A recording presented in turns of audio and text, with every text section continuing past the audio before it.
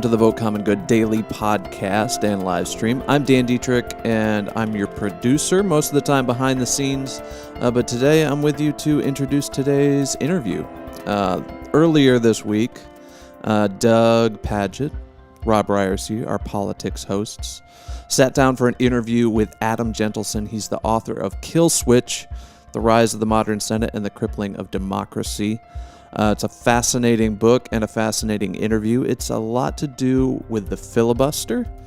And if you don't know what the filibuster is, or maybe you know what it is, it's often portrayed as a whole lot of talking to kind of interrupt the process of voting on a bill in the Senate. It can seem a little bit like a snooze fest, but I'll tell you what, I sat through this interview and was behind the scenes for the interview, and it's really incredibly interesting, and it's just some of the levers that have been used to stifle democracy and prevent very popular bills from going forward. You'll hear a lot about, in the Jim Crow South, how the filibuster was used to prevent civil rights bills from passing. Really good stuff. I think you're really going to enjoy it. So this is Doug and Robb talking with Adam Gentleson. We'll jump into the interview. Well, hello, Adam. You've written the book Kill Switch. Great title, by the way. We have lots of authors on this podcast, and this is one of the great titles. The Rise of the Modern Senate. And you are one of the country's leading experts and people with strong opinions about the filibuster. All right. So for people who are not as familiar with the machinations or the function of the filibuster, but they know it as a concept. There's a lot of people in our country who will say, hey, I'm against two things in politics, gerrymandering and the filibuster. And their level of knowledge about either of those doesn't match their commitment to being opposed to them. You, on the other hand, are a knowledgeable person about the filibuster. So tell us how you got into this and why the filibuster matters to you, and what is it that most people don't know about the filibuster that someone who's written a great book like yours already knows about it. Absolutely. And I just wanted to say thanks, Doug, for having me on. It's great to be here. Well, I think you're right. I think when people sort of have a gut level sense of opposition to the filibuster, what they're responding to, I think a lot of times, is that what they're opposed to is gridlock. And I think that is an accurate, even though they may not know sort of chapter and verse about what the filibuster is, that gut level reflex to be opposed to it because it's something that creates gridlock is actually very accurate. Because that's what it does today in the Senate. And that is what the framers were afraid it would do, and that is why the framers opposed the creation of anything resembling the filibuster when they wrote the Constitution. So, to sort of, I'll start here and then jump back and then try to do this very quickly. But, the filibuster today in the Senate is, in effect, this de facto requirement that to pass the Senate, any bill has to have 60 votes out of the 100 total votes in the Senate. That is what we call a supermajority requirement, right? Because it's more than a majority. We often think of that as something that has been around for a long time, but that 60 vote requirement is actually very new when you look at the total history of the country and the history of the Senate. It's something that has only developed in the past few decades. In the beginning, the Senate was created as a majority rule body, and the framers were very intentional about this. The reason was that under the Articles of Confederation, which was the first draft of American government, the system of government that was in place during the Revolutionary War, they did put a supermajority threshold in place in Congress. For the reason that people defend the filibuster today, the idea that it would promote compromise and consensus. It's sort of intuitive, right? If you want to pass something major, you have to get everybody together. But that's not what happened. What they saw firsthand under the Articles of Confederation was that it created gridlock, and it allowed the minority in any given debate to throw a monkey wrench into the system and block whatever was happening simply to make the majority look bad. So when the framers wrote the Constitution, having just had this experience with the Articles of Confederation, they were very clear that they wanted every decision point in our system of government to be majority rule. And they were very clear about this in their writings, in the Federalist Papers, in their correspondence. This was an open and shut case.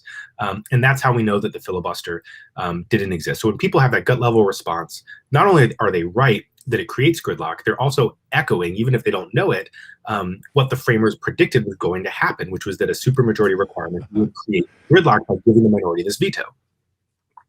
And people, even Joe Biden, I think, was recently, maybe as president, or at least as president-elect, was saying things like, hey, look, we've had the filibuster the whole time. Like, we have to really be careful if we're going to get rid of it. Somehow the idea that the filibuster is essential to the way the Senate particularly works, that's embedded pretty deeply in the minds of everyone, even those who are opposed to the filibuster, right?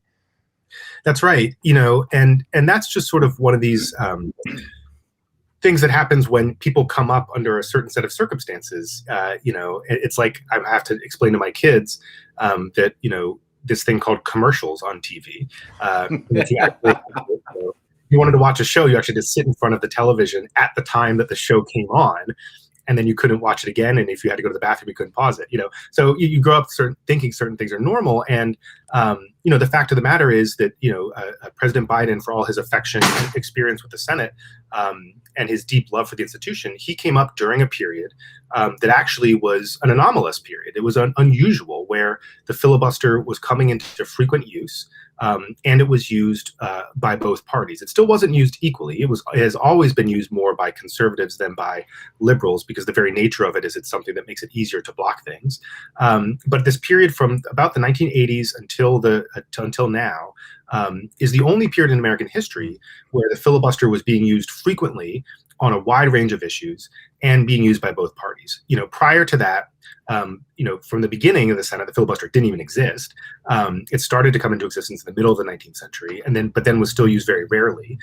In the early 20th century, it was only used to block civil rights bills.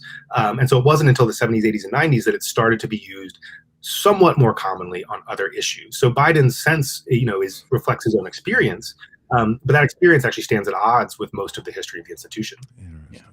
Hey, Adam, I want to circle back to that idea of the filibuster being used to block civil rights bills, because I think that's absolutely critical. But before we talk about that, I think most of us, when we hear the word filibuster, probably there's a lot of folks that the thing that comes to mind for them is Mr. Smith Goes to Washington and the long speech where you've got to hold the floor for as long as you can.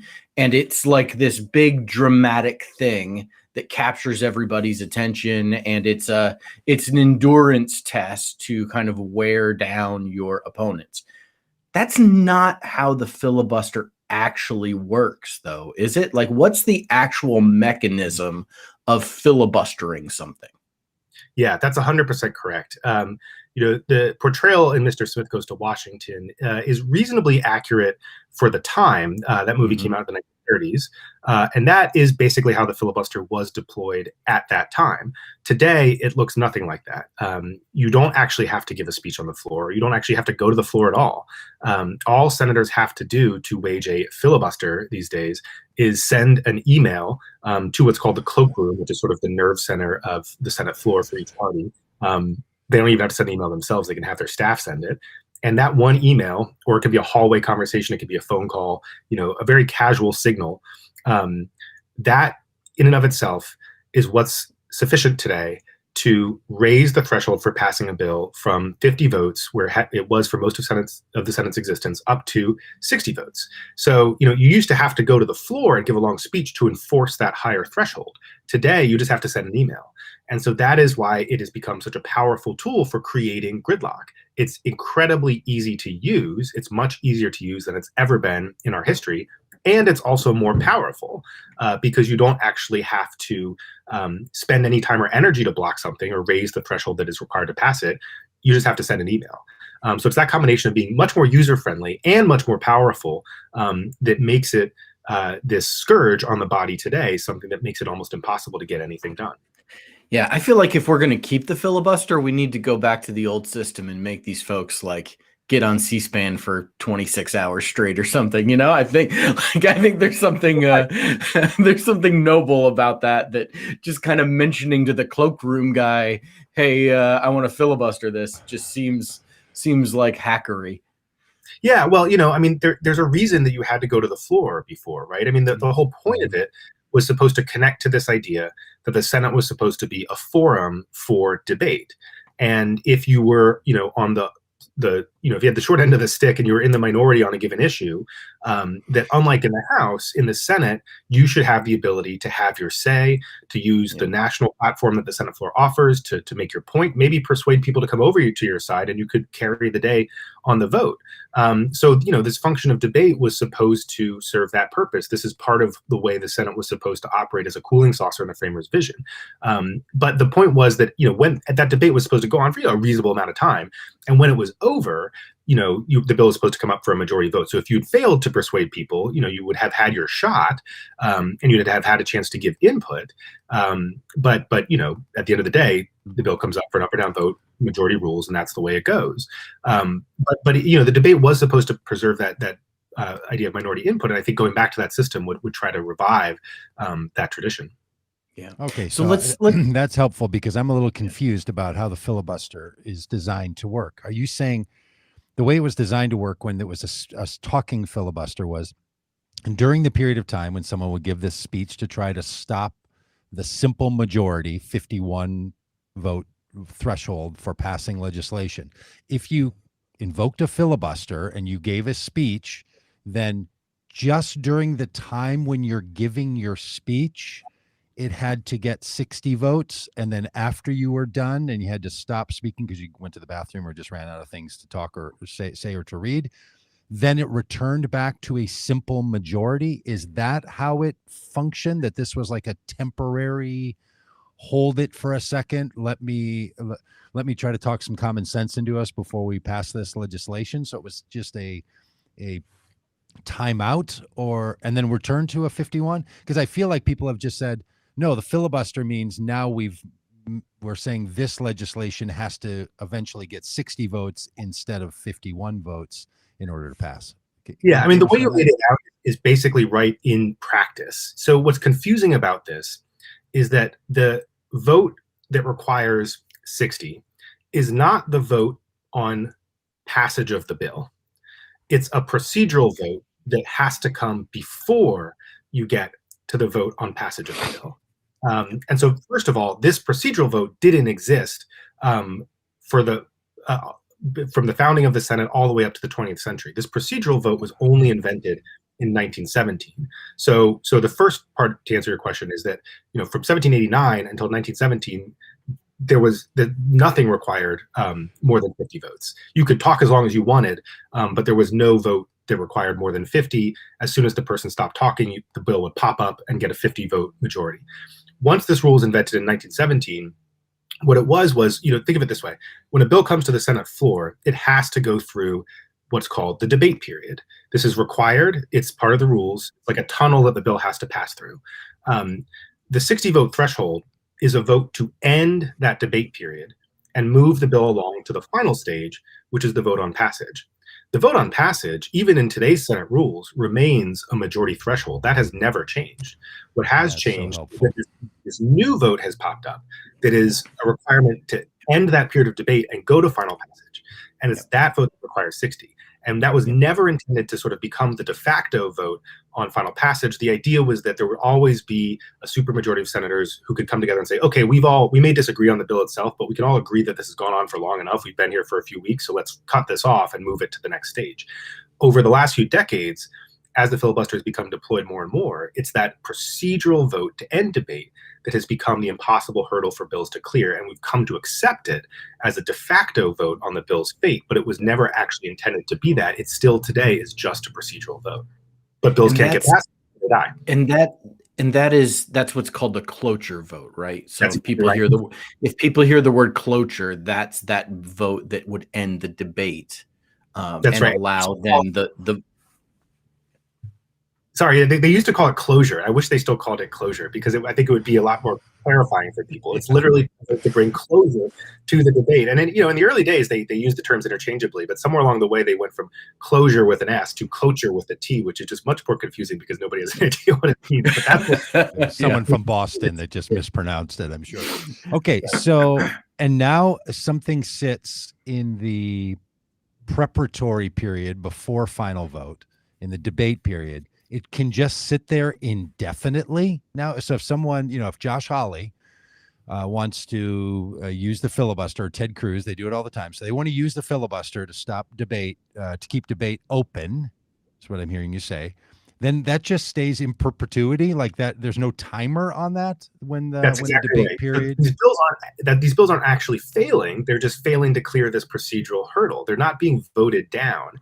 They're just unable to get over this threshold to get to the final stage, and so they just sit there. And the idea was that if they were unable to clear this cloture or closure hurdle, that the purpose of that was that people could continue to debate them and continue to have their say.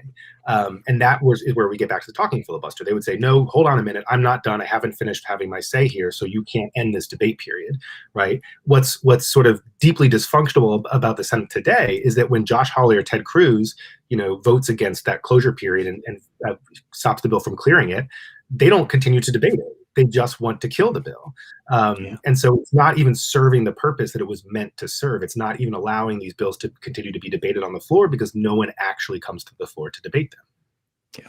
Well, I'll tell you, Adam, that is incredibly helpful because I hear people, including Joe Manchin, Democrat from West Virginia, and others say things like, look, we just need to have 60 votes on these or something closer to that because we want to have bipartisan support of the bill. Like they're muddying up the water about what people are voting on. So there's two different things where someone might want the opposing party, the party that's out of power, to have a vote for a bill. That seems to be a totally separate topic than this procedural argument of will a bill move to the place where you can actually have a vote on it?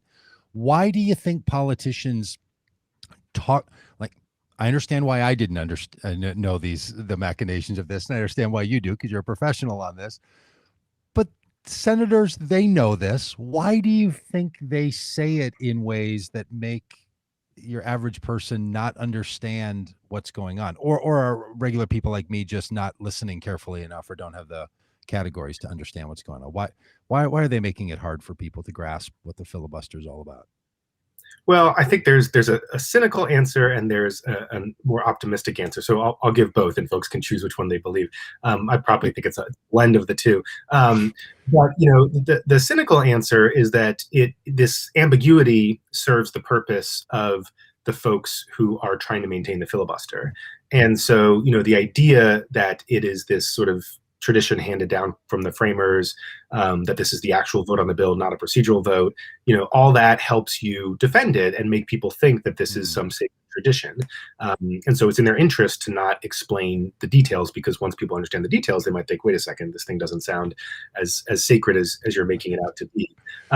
The more optimistic answer is that that's actually just what they've been taught, sort of like the kids with the TV, and that they've never known anything different. And during that period of the 70s, 80s, and 90s, it was both parties using it, and so there were times where Democrats were filibustering things, and so they invested themselves in these lofty explanations. My own boss Harry Reid, when under George W. Bush, used the filibuster sometimes and gave speeches about it being part of a tradition. And so, they heard that coming from people on their side and people on the other side. And I think they just sort of absorbed that wisdom. So, I mean, what the book tries to do is to try to tear all that down and say, this is not intentionally, but just this is what the history shows, and give that perspective to show that this isn't a tradition. This is something that Senate has sort of backed into almost unintentionally, or at least not as a conscious decision of the body to have it be this way. But whenever it served the minority's interest, whoever was in the minority justified it in these lofty principles, and that just sort of became absorbed as part of the conventional wisdom. Yeah, Adam, I've seen recently that there's some Congress people. I've noticed both Jamal Bowman from New York and Cori Bush from Missouri have both begun referring to the filibuster as the Jim Crow filibuster, and trying to highlight how the filibuster has a history of being intertwined with white supremacy and laws that pass or don't pass in the Senate that preserve white supremacy. You mentioned a couple minutes ago about how the filibuster was used, to scuttle civil rights legislation. Is there something fundamentally racist about the filibuster? Well, there is certainly something fundamentally racist about its inception and use over a long period of time.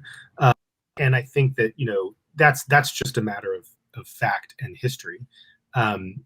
As I said at the beginning, the filibuster didn't exist in the beginning of the Senate and the beginning of our country.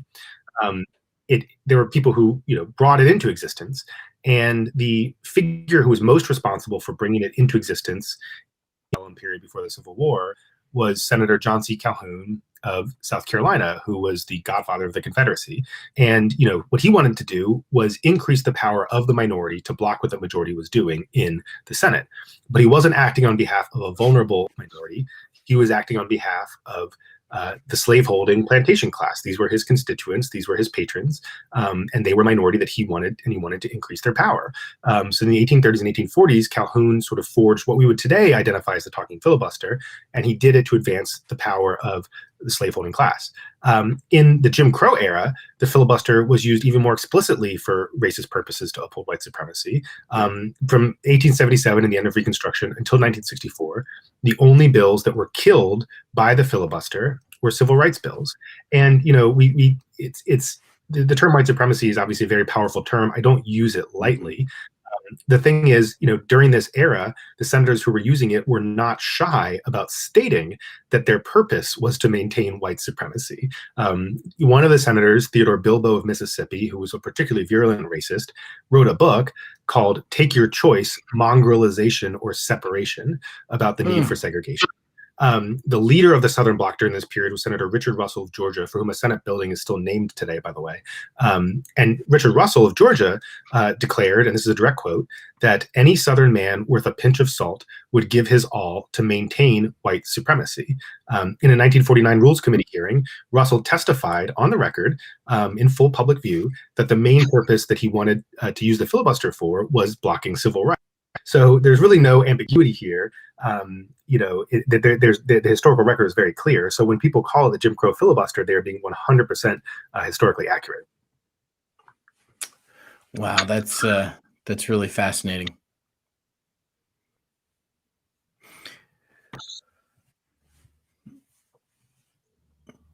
I've got a glitch. I'm a little glitchy on my end. Rob, are you glitchy on your end? I am. Yep. Yeah, me too. I don't know what's going on. Everybody's glitchy? You all look fine on my end, so that's odd. Okay, then we'll just keep going and see how the video turns out.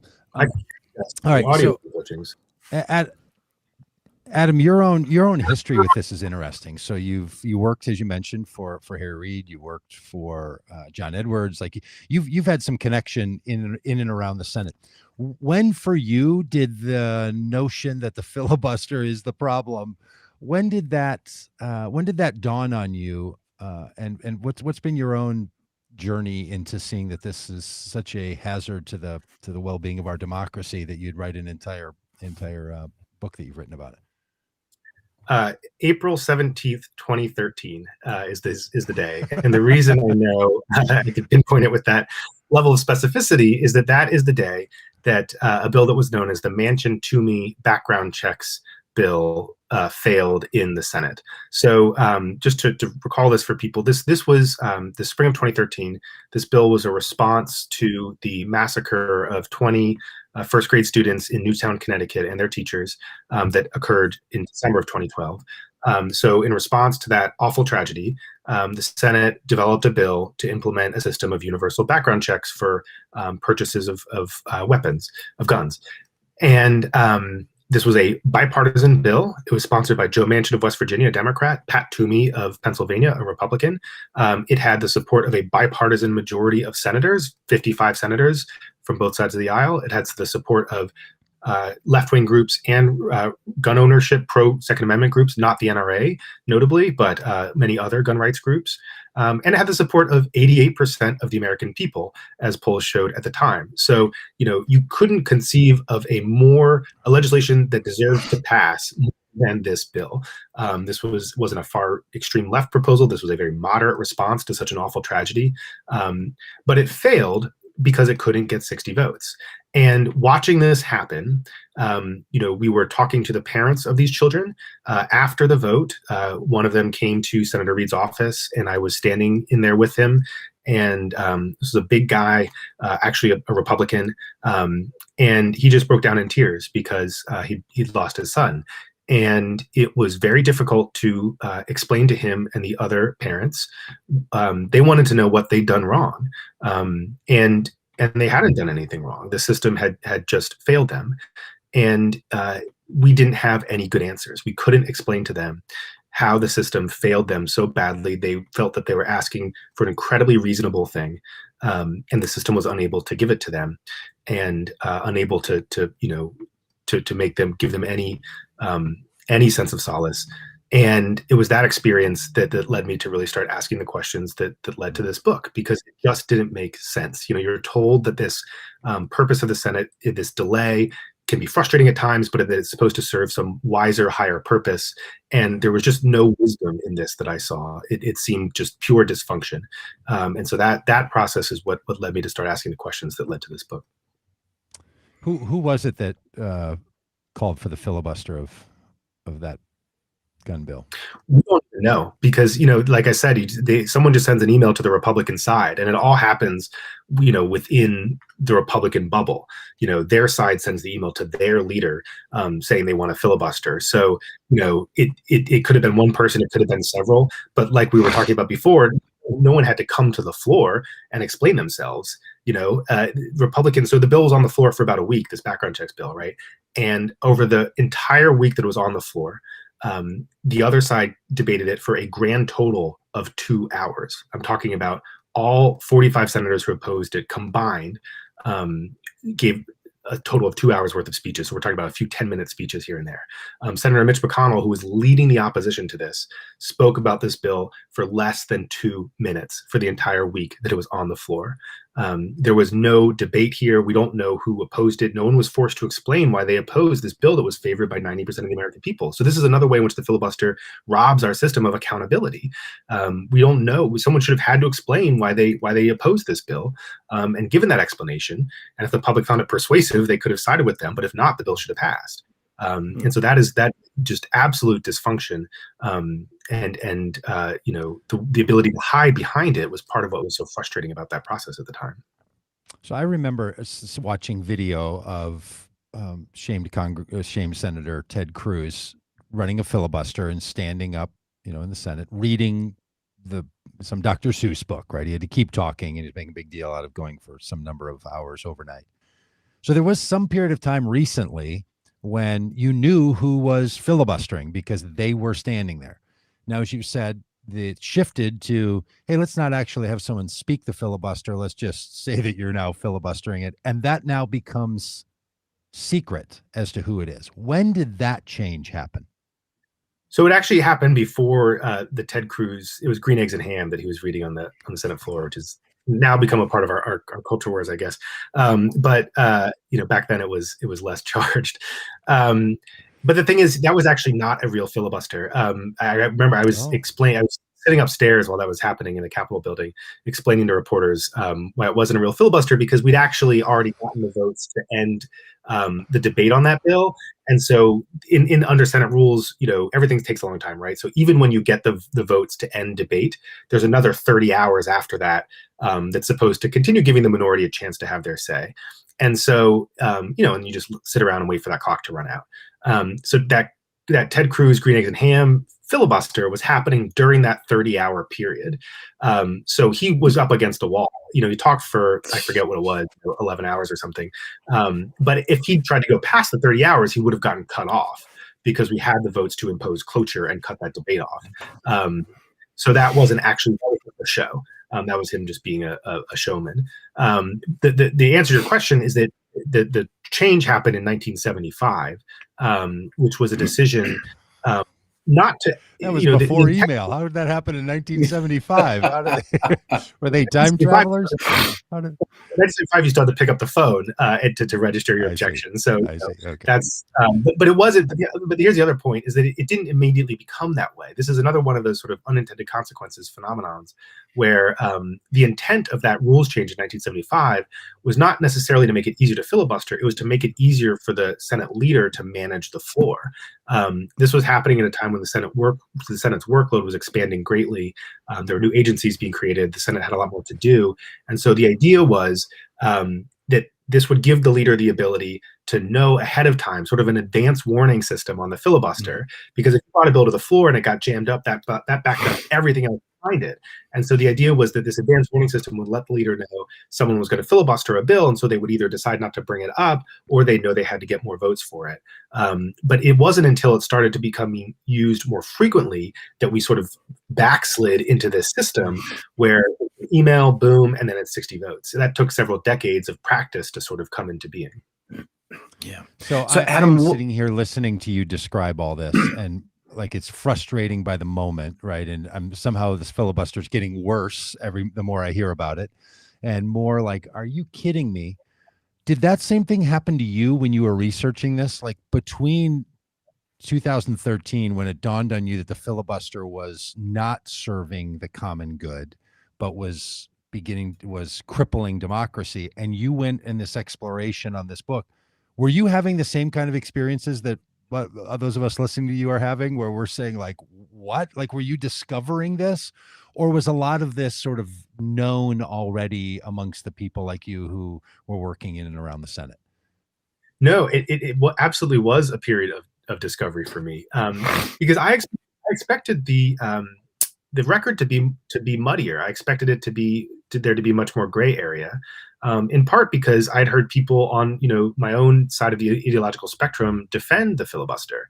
But when you dive into the historical record, it's really crystal clear. And look, I'm not shy about being clear about my own partisan affiliations. I worked for Democrats my whole life. I don't think I wear it on my sleeve. I don't try to make any mystery about this.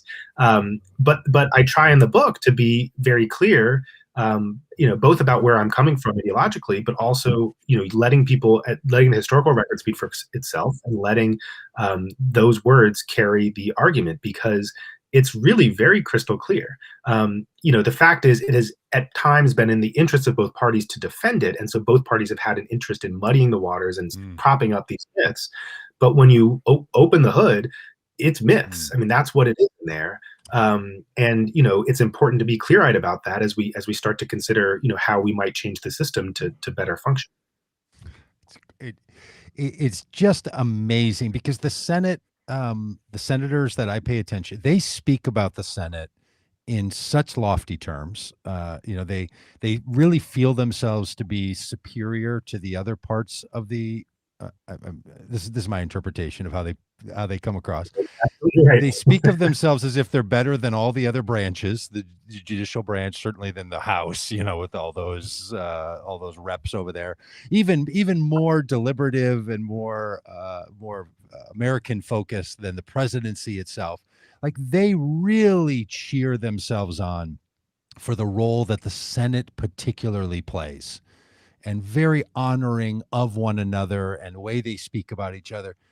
And then this thing has been around for so long, used for such purposes, that and I'm not saying this is what your book wants to do, but should we raise a little level of shame on the senators who continue to either support the filibuster or to act as if they're really achieving this high level of contribution to our democracy? Well, I think we should, because I think it's healthy. I honestly believe that the Senate's self-regard and its ability to wrap itself in these myths is its greatest weakness, because it is an institution that exists to serve the American people, and it doesn't exist to preserve itself in amber. It doesn't exist to sit around and tell itself these lofty myths about itself. It exists to process and produce thoughtful policy solutions to the challenges we face. And by any measure, it is abjectly failing at that role today. And that's not a threat just to the country, which it is. It's a threat to the institution. The Senate is well on its way to becoming just another failed institution in American life, because it is so dysfunctional and because it believes all of these myths about itself. So it is healthy for the Senate to be confronted with its own history and to have these myths torn down. I mean, this is a Senate that, I talk in the book about, Everett Dirksen on the day it was the Republican Senate leader who was at this time in the 1960s, the Republican Party was actually very much in favor of civil rights. And Everett Dirksen worked with Lyndon Johnson and Mike Mansfield to pass the 1964 Civil Rights Act. But I talk in the book about the speech that Everett Dirksen gave the day that the Civil Rights Bill passed, where he said, he quoted Victor Hugo, and he said, stronger than any army is the power of an idea whose time has come. And, that was a very good feeling, right? They overcome the Southern filibuster against civil rights. That was a good thing. What that speech sort of shunted aside was the fact that for 87 years, the Senate had been the only force in American life blocking civil rights bills. And there was no wisdom in that delay either. The American public was ready for civil rights bills to pass decades earlier than 1964. And bills were passing the House, coming over to the Senate, where they had majority support. They had presidents of both parties ready and willing to sign them, but the Senate filibuster blocked them. The American people were ready for civil rights long before it passed. In 1937, Gallup polled the American people on the question of federal anti-lynching laws and found 72% of the American public in support of federal anti-lynching laws. In the 1940s, it polled the American public on federal anti-poll tax laws and found upwards of 60% of people in support of it. The House was passing these bills. They had majority support in the Senate. They had presidents ready to sign them. But it was the Senate filibuster that caused civil rights bills to fail to pass for nearly 100 years, leading to incalculable amounts of human suffering in this country. So is there hope of the filibuster going away? I mean, where are we at? And it's something that has been in the news a bit lately. Is there any hope of the filibuster being removed as a mechanism within the Senate? I think there is great hope. I say in the book, that I know that the history is kind of depressing. This was the first thing my wife said to me about it when she was like, "This is really depressing." Thanks, Adam. And it's true. Yeah, sorry. But look, the good news is that we have the ability to change this, and it is not actually that hard to do. In the range of options, a lot of things require constitutional amendments, or deep structural changes. Changing the filibuster rule only requires a vote of a simple majority of senators. And you may say, how can you do it with a simple majority? I thought there's this filibuster, but this gets back to the essential principle of the Senate is that under the Senate's rules, the highest order principle is majority rule. And so if a majority of the body decides it wants to change its rules, it is allowed to do so. And so that trumps the supermajority threshold. So literally any day of the week, a majority of senators could come together and decide they want to reform the filibuster rules and change it. We are very close to having the votes to do this. We're somewhere in the range of, the high 40s, 48. You've got two senators who are very vocal in opposition, Senators Manchin and Sinema. But, as a vote counter, I think, being 2 votes away is a good place to be. They've been very entrenched in their opposition, but people change on this issue. Manchin has the reason, sort of like we were talking about with the debate issue, the reason Manchin wants to oppose the filibuster that he said is he wants to bring about what he calls a new era of bipartisanship. So he's out there trying to make that happen. I wish him all the luck in the world. I hope he's successful. But there will come a point where I think that's probably likely to fail. I'm not necessarily rooting against it, but I think if you take a realistic look at the way our politics are today, it's less likely that he's going to find 10 Republicans who are going to be able to come along and support him on all the things he wants to do. So when that process fails, I think the question becomes much more acute. You've already got most of the Democrats favoring reform. And I think that, the question really comes to a head when you've tried for bipartisanship and you've failed on these big issues, the core of Biden's agenda. So I think we'll see what happens when that set of circumstances comes into play. And that's when I think the chances of reform are going to get very, very high. All right, so let me try one more question for you from the other perspective on this. Why not say that of all the 50% power, 50% plus one power that exists in our political system, from who wins elections to how bills pass out of the House, why not say, look, in the Senate, you do have to have a supermajority? Like, why not take the Manchin approach and believe that the country is better served when its representatives, Senate representatives, from both parties are supporting any bill that passed. Now, maybe it doesn't have to be 60, but what's the downside to having every bill that passes have to have someone from the opposing side have to support it? Is there any logic, reason, any benefit that could come from that perspective? In theory, yes. No, and I think this is exactly what the framers saw. And so, there are quotes from Alexander Hamilton and James Madison where they took this argument head on. In Federalist 22, Alexander Hamilton said of a supermajority threshold, what at first sight might seem a remedy is in reality a poison.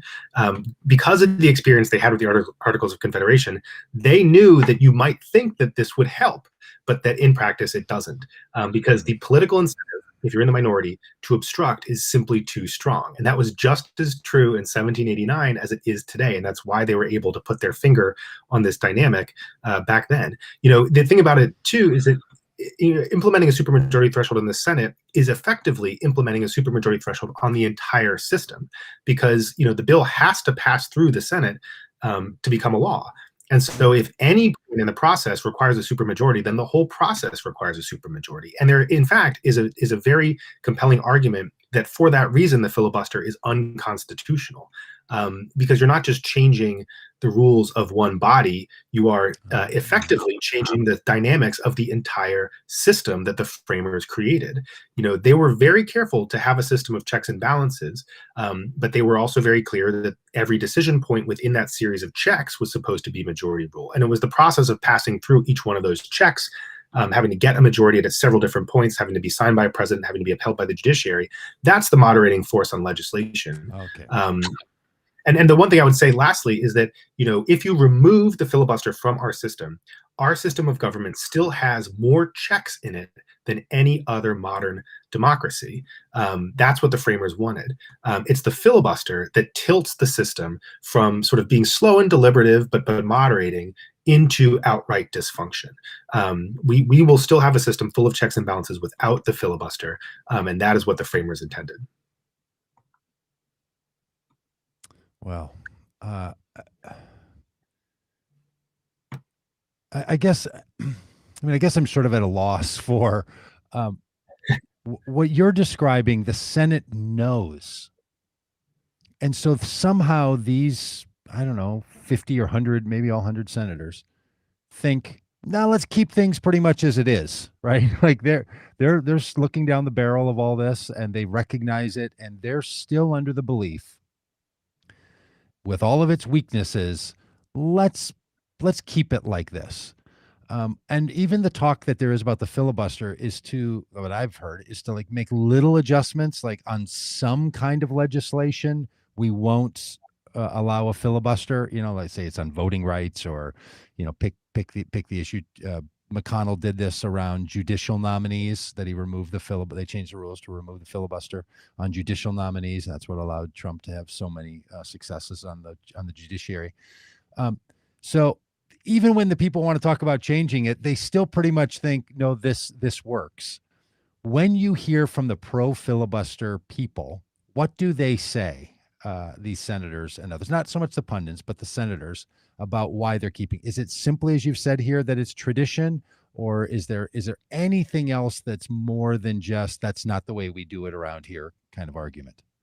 Well, I think, to put the other side's hat on here, I think that the good faith arguments that come from the other side, are similar to what you said a minute ago, which is that, in this polarized era, we need something that requires bipartisanship, and that the rise of polarization makes that even more necessary.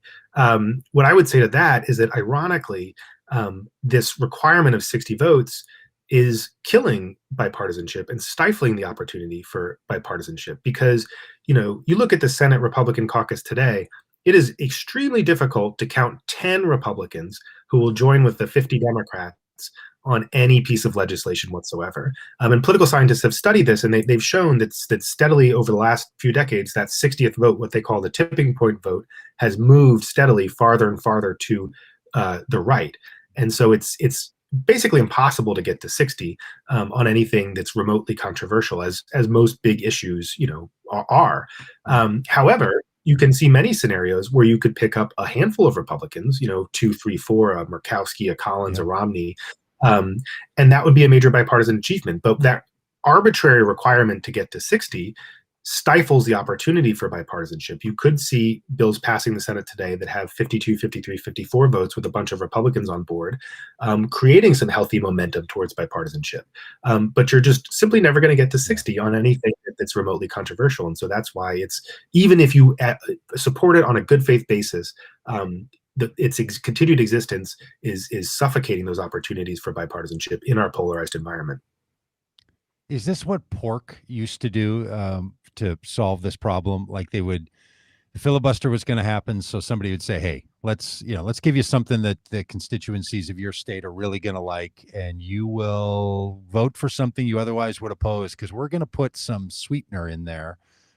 I'm confusing my metaphors between pork and sweetener, but anyway, we're going to stuff this thing full of other payoffs, and we've systematically removed in the bill's structuring the chance to like put in a bunch of payoffs for senators for their home constituency. And first of all, am I right about that?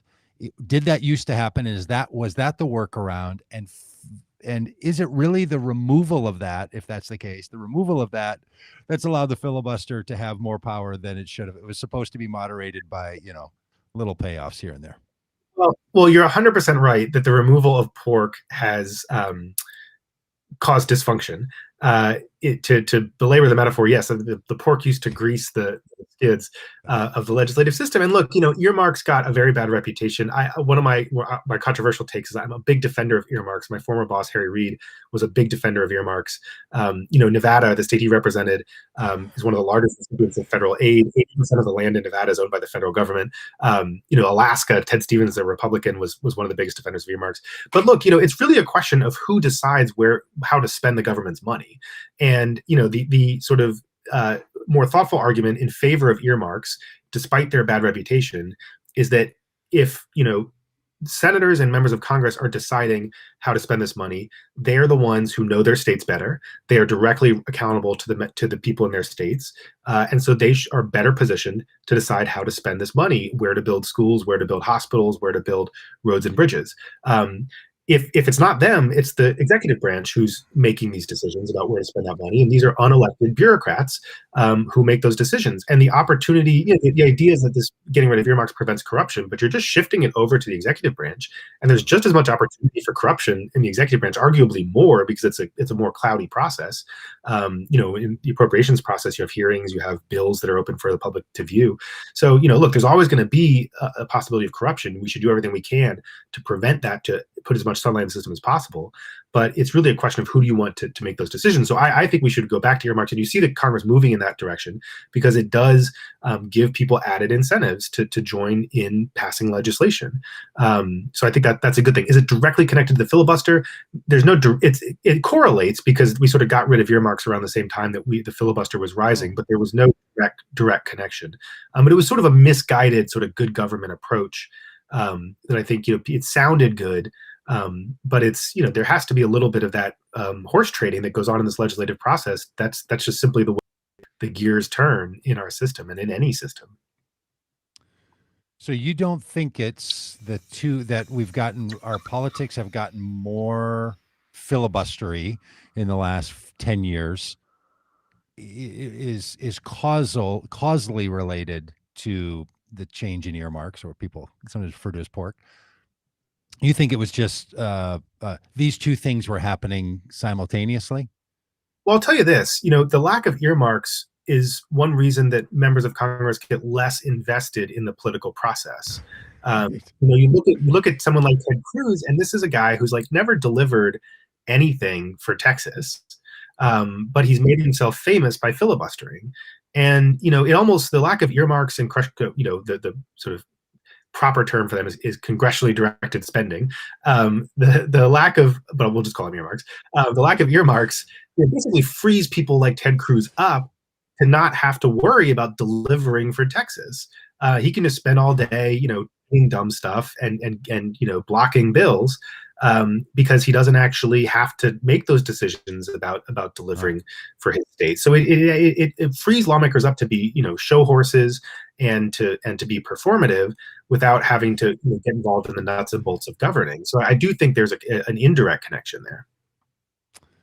All right, so I'm speculating here. How is your forthcoming book on the benefits of congressionally directed spending coming along? Is the earmark book a third of the way finished, half the way finished? Maybe I'll add a chapter if I go into it. Yeah. In praise of pork. Yeah, that's right. That one's gonna be topic. Well, look, Adam, thank you for this book. It's so important. It's something that we all want to pay attention to. The rise of the modern Senate and how it's crippling American democracy. The book's called Kill Switch. Adam, thanks for being on with us today, making this more clear, and for basically making my head explode in that sort of like, why does it have to be this way sort of fashion. All right, I just wanted to ask, and I want to put this in the ear of the listener. Do you think anybody could ever be elected to the Senate on a platform of getting rid of the filibuster? Like, could it be so powerful that would be an entire motivating factor for people to run for office, to get rid of the filibuster? I don't know. Well, I'm hopeful that that tested. You see a lot of the candidates who are running in Senate races in 2022 advocating for abolition or at least reform of the filibuster. So I think we'll have that proposition tested because the newer senators all want to do it. Alex Padilla in California, who's appointed to replace Vice President Kamala Harris, is one of the strongest advocates out there for getting rid of it. So I think we'll see. Yeah, but isn't that the kind of thing that you find out people are against it until they get in that seat, and then they're like, oh, hang on a minute, that's not a thing I'm going to get rid of. Isn't that what happens to all of them? No, it's the younger generation of senators. Part of the reason the caucus is so strongly in favor of reform, with the exception of only a couple senators, is that the younger generation of senators are by far more in favor of getting rid of the filibuster, and even those who've been around in the Senate for 10 years or so, because they've never experienced a Senate with where it was functioning, and so they are immediately identify the filibuster as the cause of dysfunction, and I think that they tend to be the strongest advocates for it. They haven't had much experience doing legislation because of the filibuster, so they want to get rid of it so they can actually get to work. Well, from your lips to the Senate God's ears, I guess, on this. Hey, great book. Thank you so much for helping us along on this today. Thanks, Doug and Robb. It's great to be here. Yeah, great conversation. Thanks for being with us on the Vote Common Good daily podcast. Mondays, we do the news. Tuesdays, we do politics. Wednesdays is Faith Day. We have a panel of pastors that dig into issues of faith and look at the world through the lens of their faith and see how we can work toward the common good. Thursdays, we dive deep into specific issues. We've talked about immigration. We've talked about human trafficking. So Thursdays are issues. Fridays are really fun. It's Science Friday. We've got our resident astrophysicist, Paul Wallace, who's on every other week. And we cover economics the other weeks. Really great stuff. Make sure you hop on over to the website, and you can see what we've got going on at votecommongood.com. And we've got some cool things coming up. Big thing coming up this fall. We're doing a big bike ride across the southern border to raise awareness about conditions at the border and imagine a better way forward for immigration and refugees. So check that out at the website. If you're a biker, you might want to join us. And if you're not a biker like me, you might want to just come down and root from the sidelines and be a part of the events along the way, where we're going to tell stories of those who live along the border, tell stories of those who have crossed the border, their reasons for doing that, the conditions that they had to face when doing that. And again, just imagine a better way forward for life at the border. But thanks for being with us. I'm Dan DEITRICH, and we'll see you tomorrow. Vote Common Good, Faith Day.